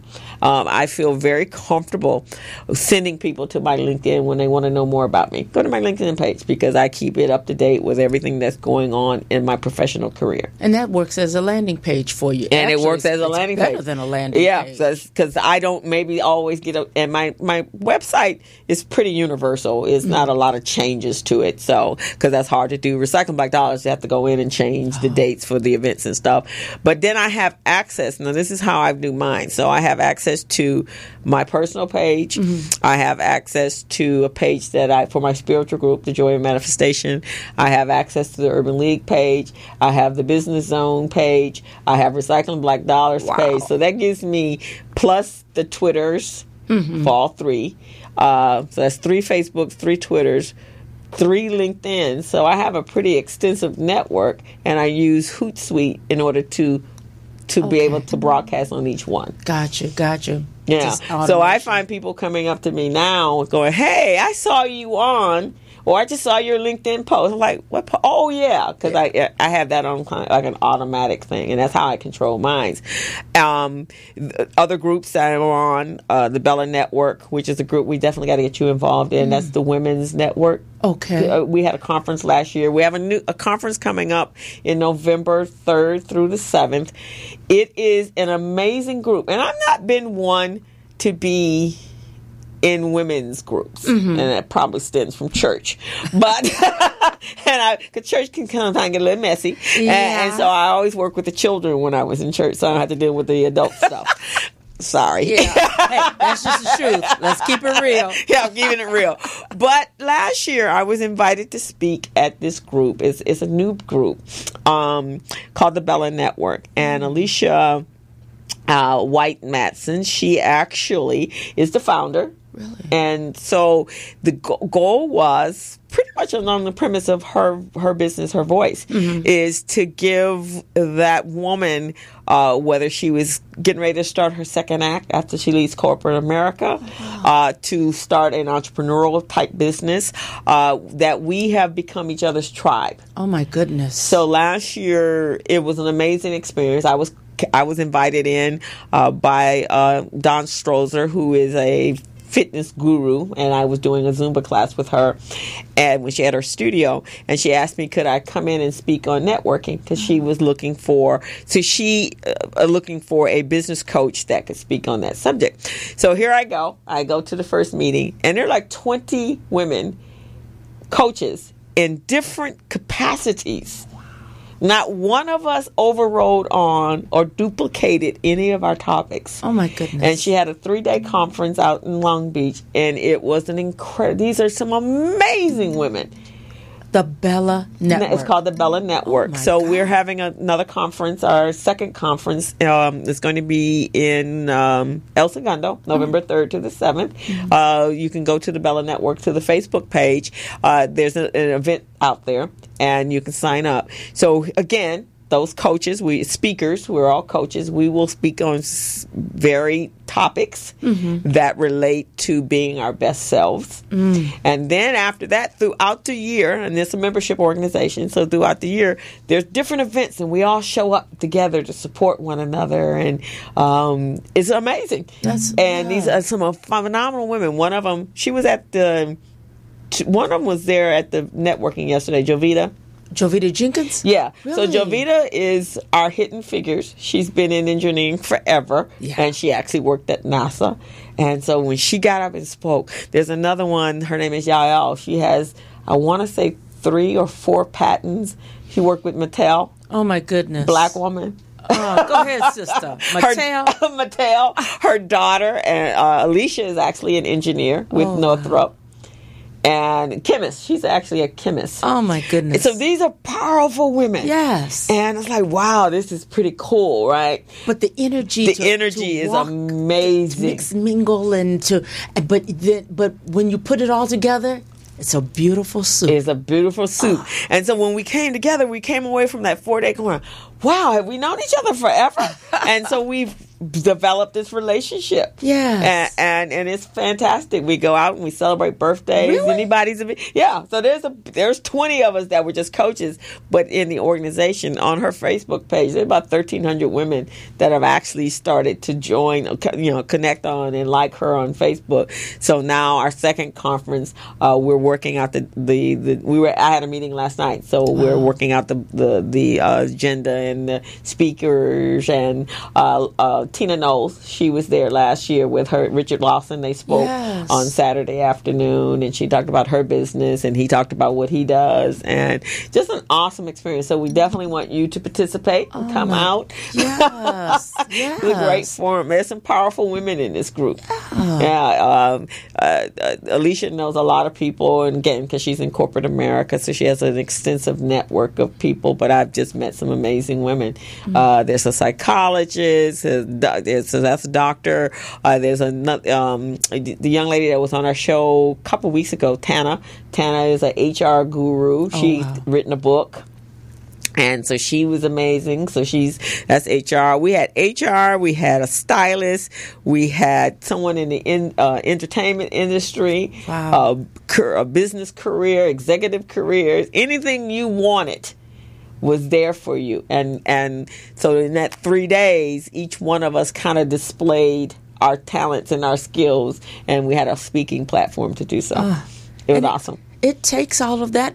If you're going to really reinvent yourself, it takes all of that. Doesn't it take all of that? Oh, my God. And you're in with the sisterhood. Yes, The sisterhood that's what we do. And so when people tell me that we don't get along, oh, no, that is not true at all. Mm-hmm. I mean, we may have some differences, but that's our responsibility to decide that if people are in our world that are toxic, it's our decision to eliminate and move those people out of your circle and make sure that everybody in your circle is bringing value to you and you bringing value to them.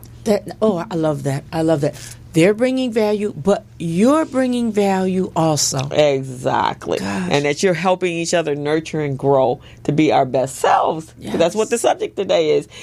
Being our best selves, being on this planet and utilizing every minute as if it was your last day. It very well may be. Yeah, it could be. I mean, the young lady that at the top of the show, the 16-year-old who her whole life was before her. And there was no causes. That was natural causes. Just God called her home. And he can call any of us home every day. But when you leave, I've always told my mother when I was a little girl that when I leave this planet, I want to be used up. I want to be like an old dried leaf. Yes. But I want that to be in 120 years. You're so full of life, it'll be 120 years. Right. I want to be 120 years, but when I leave, I'm just going to go to sleep and go, whew, okay. I'm proud of every action, everything that I've done. Yes. I lived out my dreams.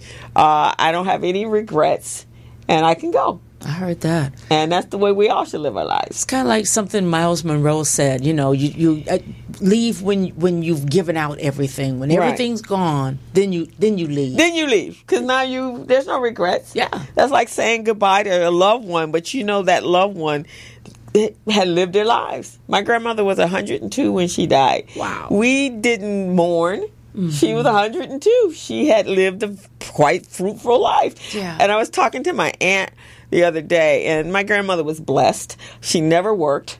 Wow. Oh, blessed. And so she was saying when she was a kid, she would go. They would go, "What your grandmother? Slavery and all that kind of stuff." She goes, "Yeah, my mother never worked in anybody's house," and they're like, "Really?" And she's like, "Oh wait." She had to be careful who she said that to, right? I bet. But my grandmother was blessed. Oh, yeah. She lived a very blessed life. And so when she left, I mean, she was 65 when she went back, and because she had 13 kids, so she went back and got her GED. At 65? At 65. Go ahead, Grandma. And then when she came out here, she was very involved in her church, and she had all her capacities, and all the way up until 90, about 100. She had all her capacities. Because she kept moving, she kept learning, she kept reaching and expanding herself. Yeah. Wow. Yeah, so there was no regret. So when we celebrated her life, her homegoing, that's what it was. So, and my aunt, the same way, my aunt is very involved. She's written several books. She's a chaplain. She lives, my cousins, we all live like that. And we just, the people, we're blessed to have the people that are in our lives that are there. And we celebrate one another. Yes. Right now, I was talking to my aunt. We're doing our ancestry, so we've been talking about the family history. And she just had her DNA done. I had mine. I'm having my uncle's done, and so we're sharing in that. So we're having a family reunion, which is not something that we haven't done that much of. But now we want to be able to share the real, because we got tangibles. When you do your DNA, they connect you with other people, and it gets to really thinking about what was that life like on whatever plantation they lived on, and who are the other people? Because again, when we only think about one because we don't know our history, right? So we only think of it on the surface. Yes. So when I first did my Ancestry.com, one of the things that happens is they match your DNA with other markers that are out there. Oh, okay. Right? All right. So I acquired like 499 second, fourth, and closer cousins. Wow. And incredible. So people are reaching out going, how are we connected? I think we're connected. And then you go back onto the tree and you're going, wow, this man that owned our people also owned other people, and he also had children with some of those people, which means now we're connected. Yes. So there are tons of people out there in this world that we're connected to that we don't know, that are not a part of our immediate family. 6 degrees of separation. Right. So sometimes you run in, and so my aunt called me this week. She goes, I was talking to my best friend Maureen, and she goes, and we were talking about, I was telling her I had done my DNA, and my family is, one of the distant ancestors is Andrew Jackson, but it really came through his cousin. Really? Because he was married to the man that owned my family. And so, on the plantation where my family lived. And so, Maureen called, she goes, wait a minute.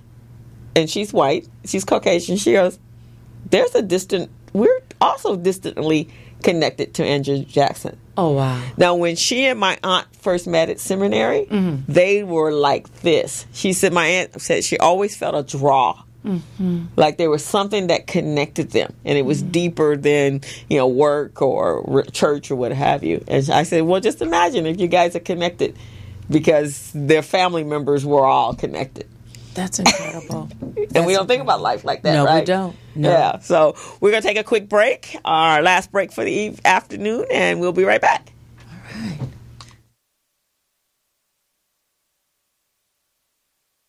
Hello, meet Larry. Larry is a general contractor.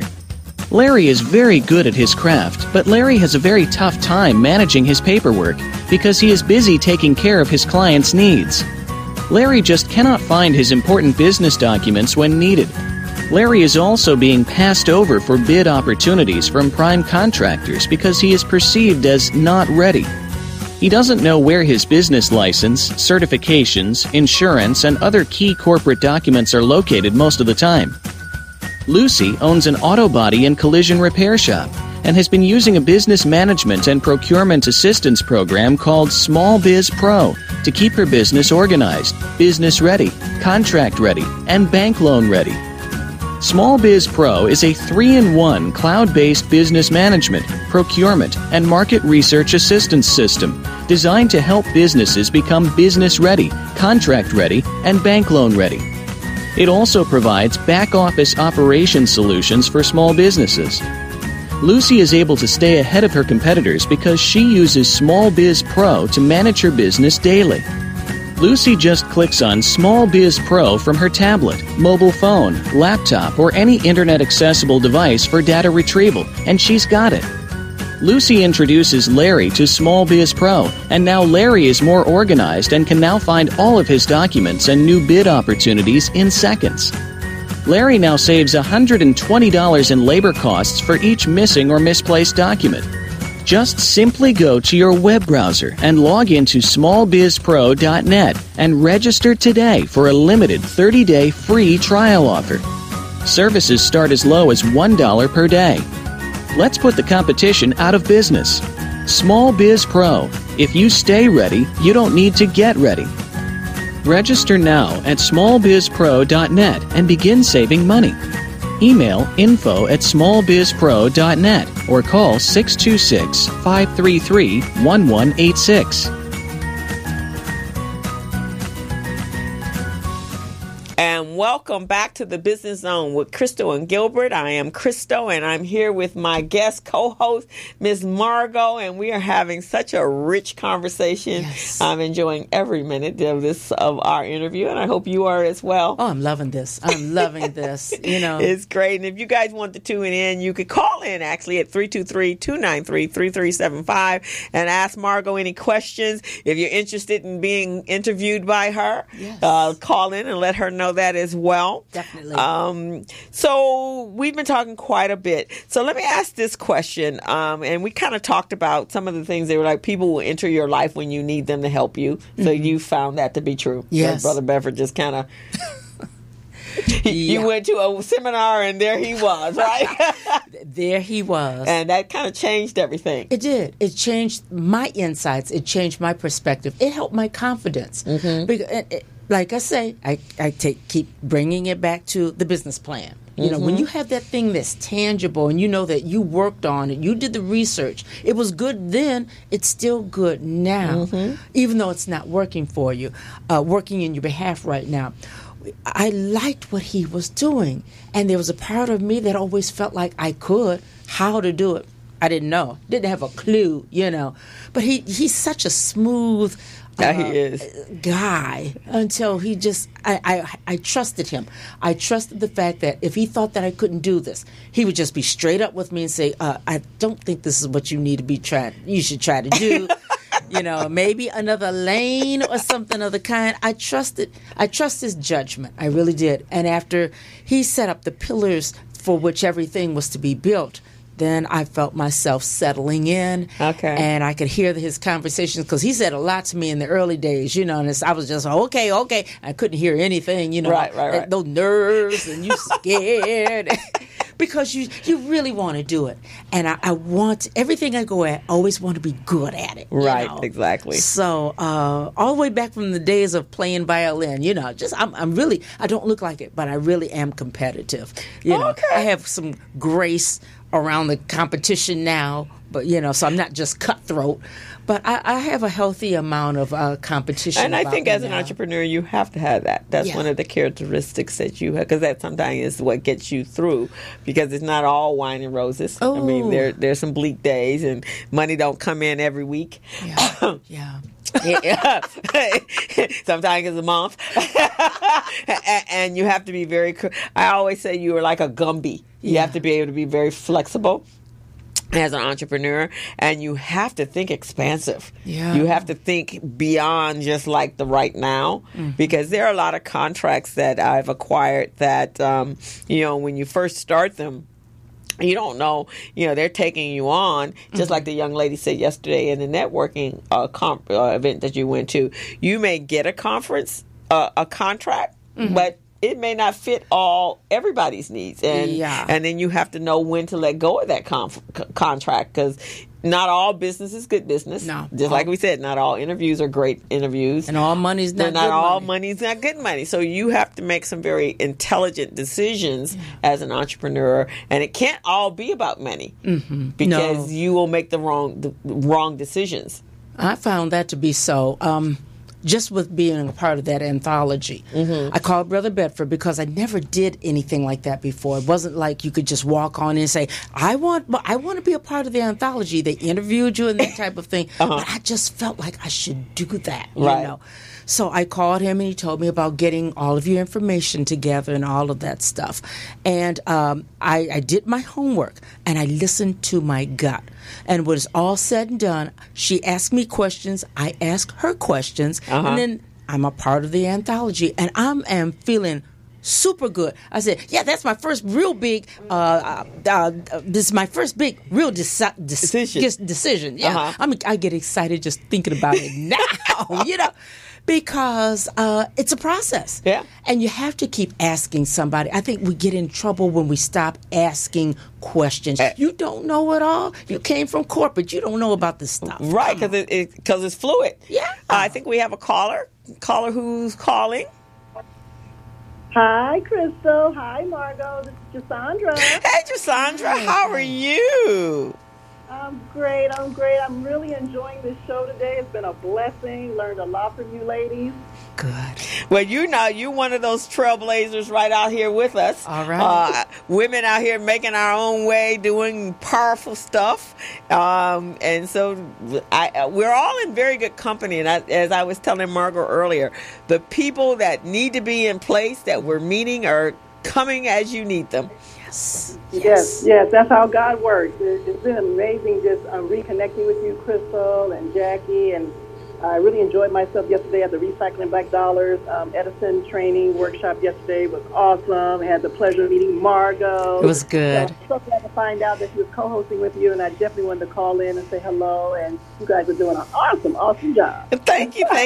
So now you're going to get Jasandra on your show? Because she's got a lot. She's from that tech side, so people think that women are not in technology, black women are not in technology, but she disputes all of that. Yes. I have your card. We will make.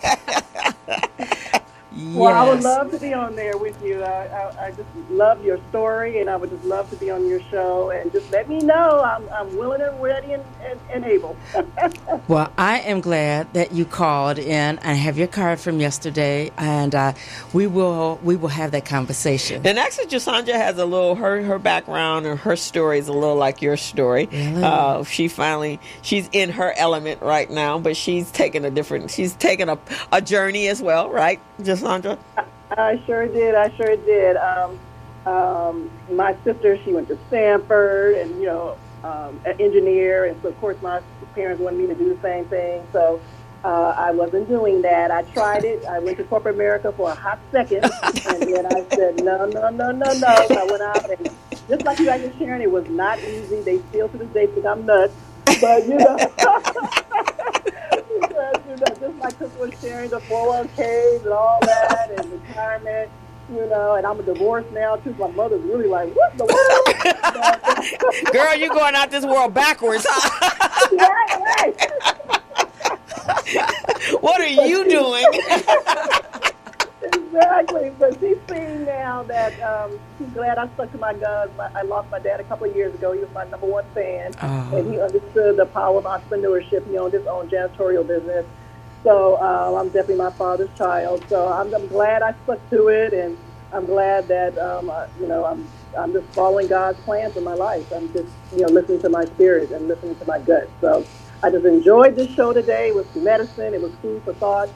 And I look forward to working with both of you ladies in the near future. Oh yeah, well we got a lunch planned next week, and all right. I'm just so blessed right now with the women that are in my circle.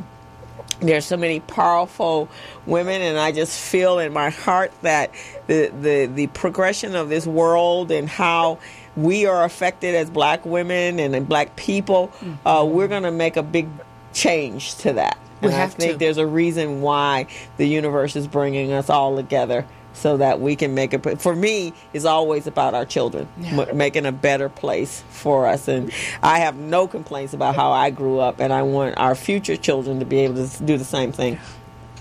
So I agree. We thank you, Jasandra, for everything that you bring, and I thank Margot for everything that she brings, and Felicia, and I'm just so blessed to be in such a powerful circle of women.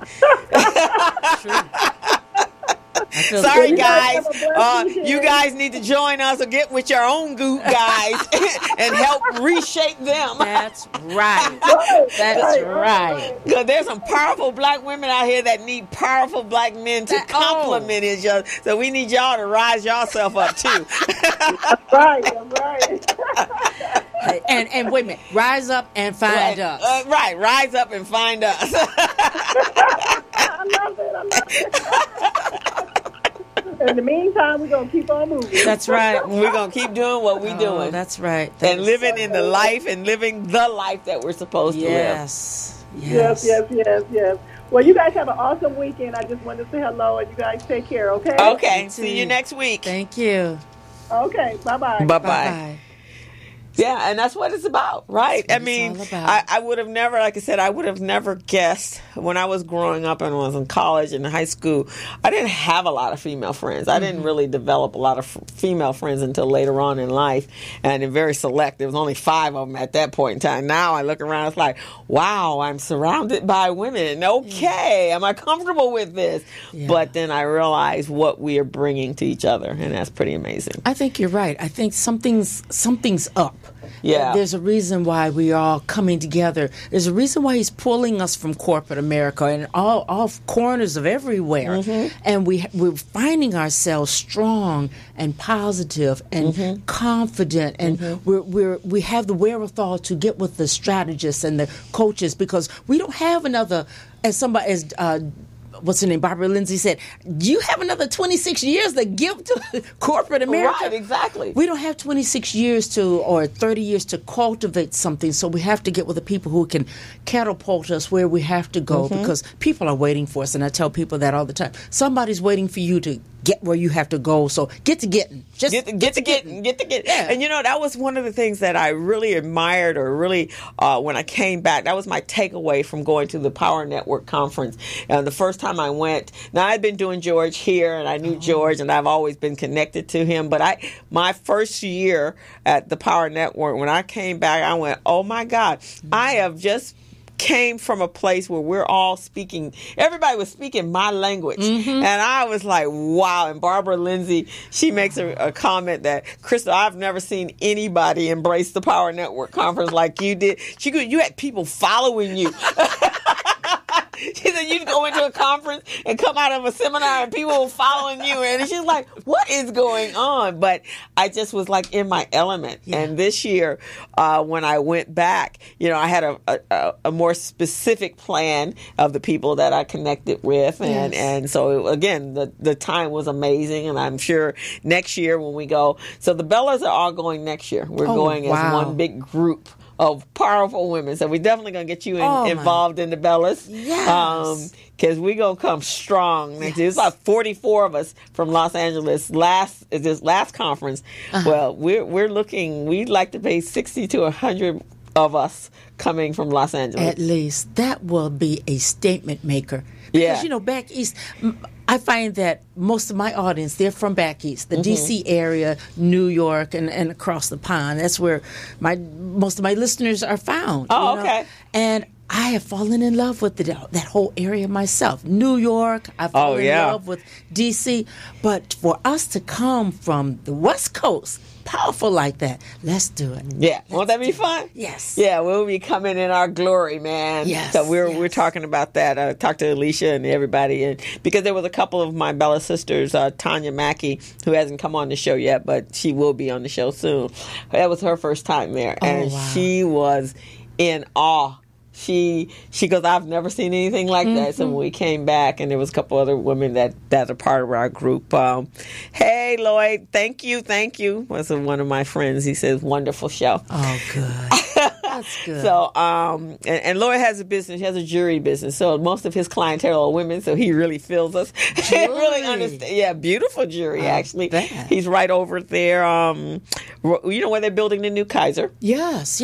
So he's right over there in this little couple of buildings that on the parking lot in front of it. So they're King, and he has a little shop in there. Great stuff. Oh, that's a good location for him now, too. Yeah. Cool. And, I had an opportunity to go.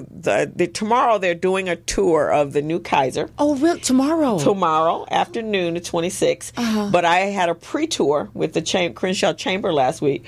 Oh, my God, that facility is beautiful. Really? Yeah, and I'm not even a Kaiser member, but oh, my God, is it beautiful. So it's something good in the neighborhood. It's very good in the community. They definitely want to be involved in the community. Really? I'm gonna give them a call, shout out, and they're gonna come on the show to talk about the Kaiser there. Okay. State of the art. They're saying this Kaiser is unlike any other Kaiser in the country. Really?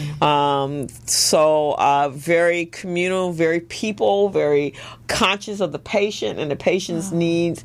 So if you get a chance tomorrow, go over to the Kaiser that is now on, what is that, Santa Rosalia? Santa Rosalia. Mm-hmm. Okay. Yeah. Cool. So it opens. They said that their very first client or patient is coming in on September 3rd. Really? Yeah. So it'll be open for business, but you can tour it tomorrow. Oh, I'd like to do that. I'm glad something good is coming into our neighborhoods. Yeah. That's good. It's about time. It's about time. And that's why it's important that we all come together, is to make sure the neighborhoods that we do live in, that there's value there, and that is benefiting everybody in the neighborhood. And that we can bring value to that. Well, it makes no sense that facility should be there and we don't have people from the community who are able to work there because they're not qualified. We have to always stay ready, set, go. Always ready, set. In fact, one of the things that I learned when the very first time I went to the Power Network conference was that particular hotel, the Gilbert National, where we were. In the codicil of the documents, it is stated that at all times, no matter who owns that hotel, 55% of the workforce has to be African American. All right. I can appreciate that. Yeah, that's pretty amazing because I noticed the first time I was like, where are all these black people? I know I'm in D.C., but wow. But I'm in Prince George, so that wasn't like in D.C. And I'm like, wow. And the service that I had for the actual workers there, awesome customer service. My experience was not... I did have some quirky experience, but it was more with the hotel chain than not with the people. The people were absolutely amazing. It was a good stay for me also. I had nothing but 5 stars all across the board. Yeah, so and just the meal that we got from the knowledge. Yes, was that not awesome? All that the mind, the brain power. It was almost overwhelming at times. And then that 3-hour time change, I'm still on European time. I'm up at 2 and 3 in the morning. I guess it'll settle in one of these days. But just being there on the West Coast, I found out on that East Coast, pace myself, go to the seminars that were really I could really grow from. And I had a better time this year than last year because last year I was buck wild trying to be everywhere.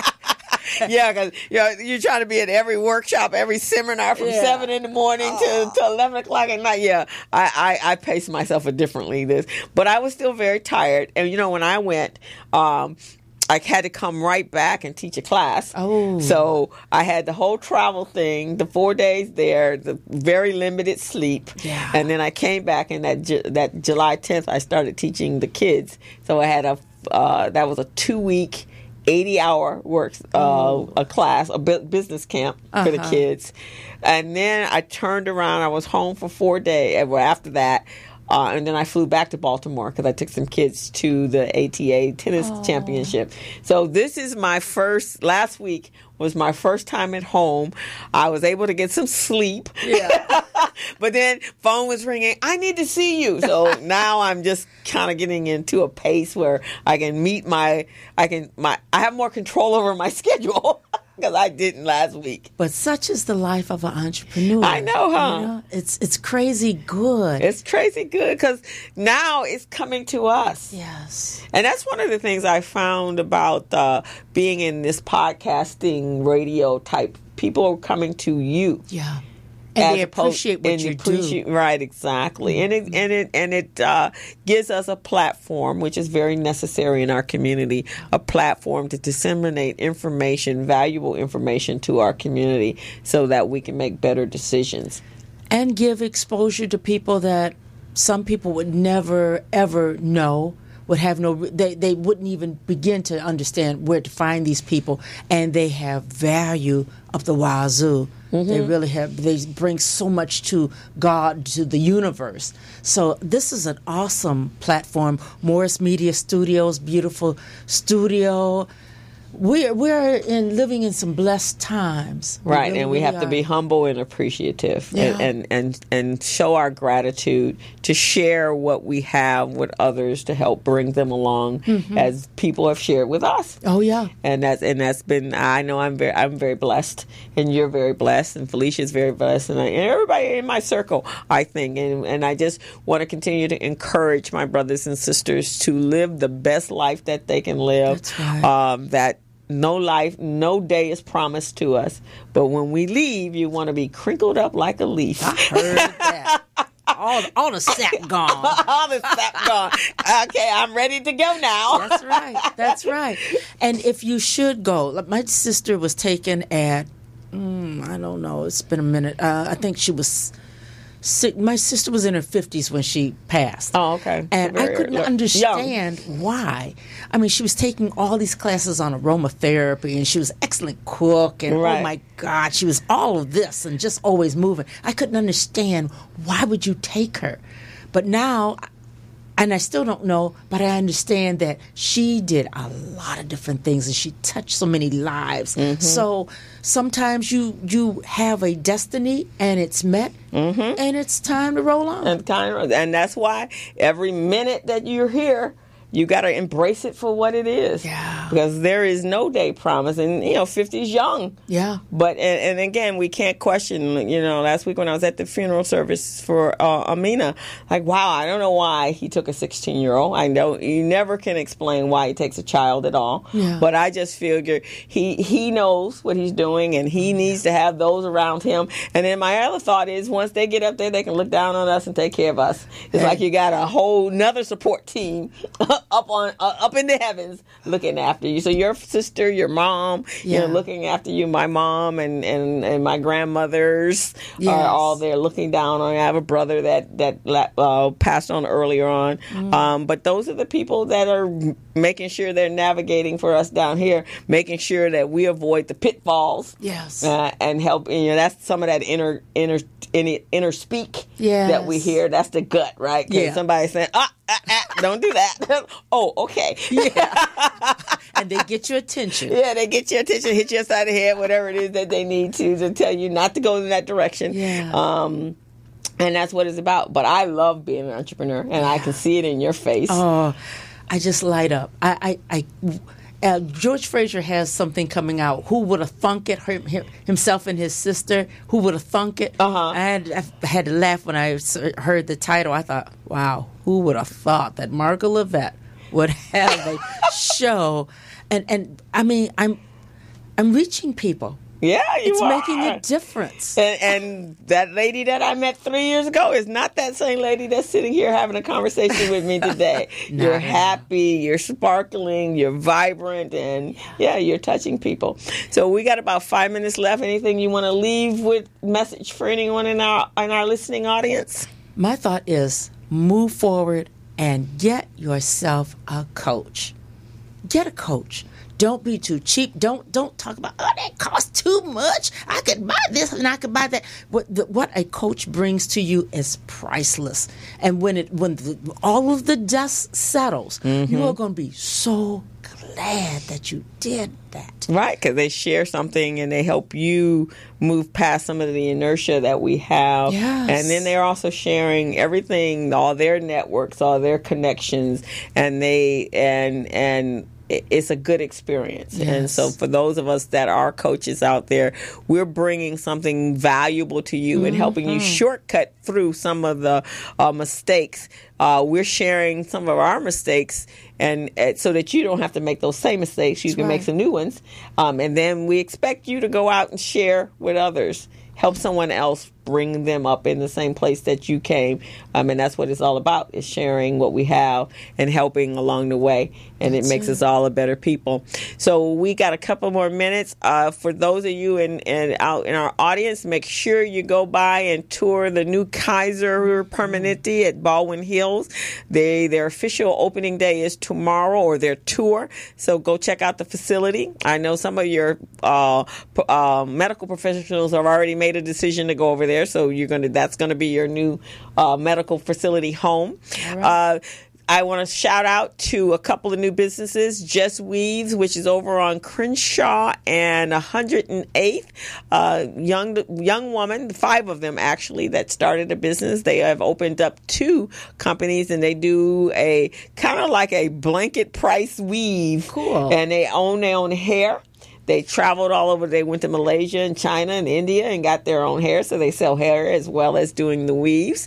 I heard there's a new business that one of my students called Joyful Expression. It's a paint and sip, wine and sip environment. I did one of those a couple weeks ago, or for my birthday actually. It was so relaxing. So make sure you go out. She has 2 facilities. One is in Gardenia. You can go on Facebook, or her Facebook and her website is called Joyful Expressions. Wow, that's so cool. I know, it's so cool. So many new businesses coming up in LA. Oh, and there's one great one that I just came. It's called Grill Fresh. It's right there at Slauson and West Boulevard. Amazing food. Really? 2 young brothers went to Dorsey and Crenshaw High. Get out. Yeah. I love it. Yeah. So, we doing our thing out here. So we got to go out and support all those businesses. That's right. Yeah. That's right. So can I just add one other thing? Yes, you can. I want everybody to tune into her business, her voice, her conversation. You can always find it over on Bashani Radio, BSHANI radio.com. And how often do you? Every week. Every Thursday there's a new show, but since it's internet, all shows are on demand. So from day one, they're right there. And where can they find them on demand? BashaniRadio.com. Bashani. And iHeartRadio streaming worldwide. Well, okay. So you guys, you just heard her today, so you definitely want to support her podcast. She's an amazing, amazing woman, and she's living in her now.